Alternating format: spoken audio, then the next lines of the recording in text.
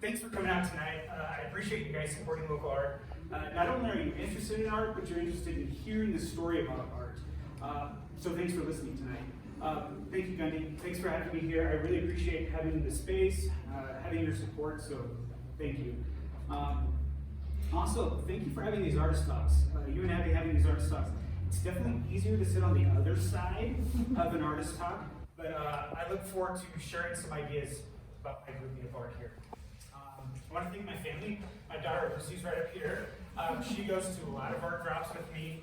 I'm always making her moving art, so she's definitely my good luck charm, so thanks for being here, Lucy.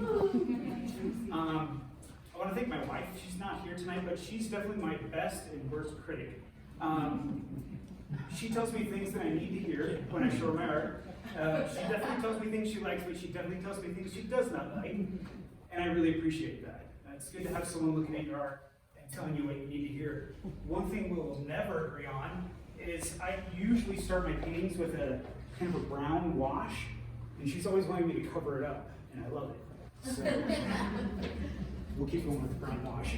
I have a few things to talk about tonight, and would love some answers and questions about some of my ideas and process that you might have at the end. So let's see.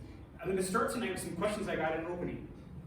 So one, why the white background? And I'll get to that in a second. And number two, I had if you've been back there, they're all close-ups of trains mostly. And then why the Drake power plant? Okay.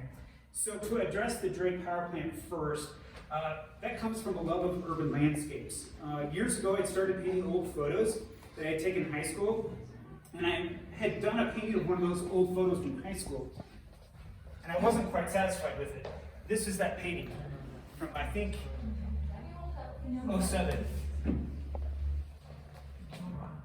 17.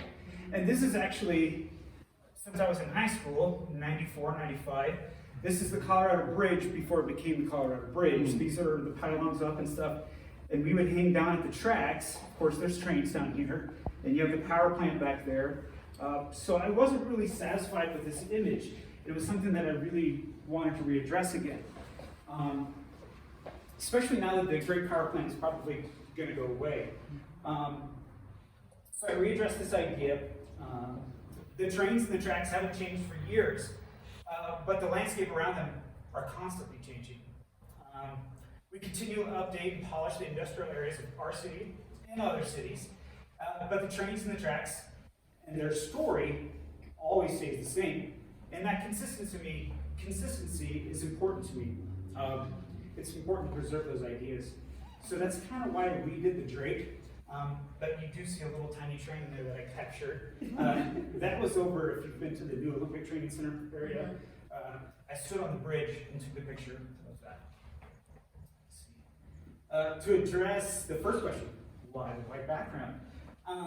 There's a little story. So several years ago, this idea came to me. Often on the weekends, I run down to Romney Valley Park, and it's kind of a way, not necessarily to run, but to listen to music and kind of have a conversation in my head about all the ideas from the week. And it was wintertime, and it was snowing, and there was probably about 6 inches of snow on the ground, and I got about halfway, down over here by Colorado College, and there was a train on the tracks.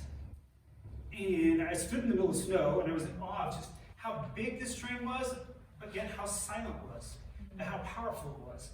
I instantly took pictures of it, and that's one of the first ones that I ever took 5-6 years ago, and painted it huge.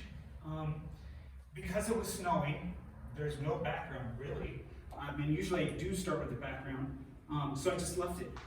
I started with the train, and then when I got done with it, the white seemed to help the rust and the power of the train kind of breathe.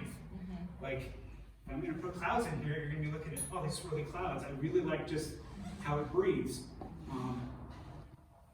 So my weekend runs have now become listening to music, talking through ideas, and taking pictures of trains.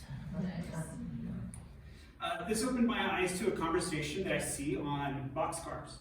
A conversation between graffiti taggers, so tagging each other, a conversation between graffiti artists and the rail line. I've seen where railroads have tried to cover up graffiti, and they cover it up, and then the graffiti artist comes in and paints more graffiti on top. Most recently, I noticed, actually I think it was like 2 weeks ago, there was a train that had this beautiful piece of art on it, tag, and the tagger was intentionally trying to not cover up the important stuff on the train. Little boxes around all the serial numbers and things like that. Maybe in an unspoken conversation of saying, can you please leave my art there? So, kind of interesting. Some of my trains have painted, like this one right here, to me, kind of take on a figurative quality to me. By changing just the perspective, because a lot of them are either front on but just by changing the perspective there, I feel that the trains almost have a sort of human quality to them. When I see trains linked together, like they're linked together, it reminds me of the idea in art of the kiss. And I think of Claes Oldenburg and his pop art redoing of that with the clothespin. And if I had to go, this is that painting, kind of speaks to that idea of trains as a metaphor for conversations.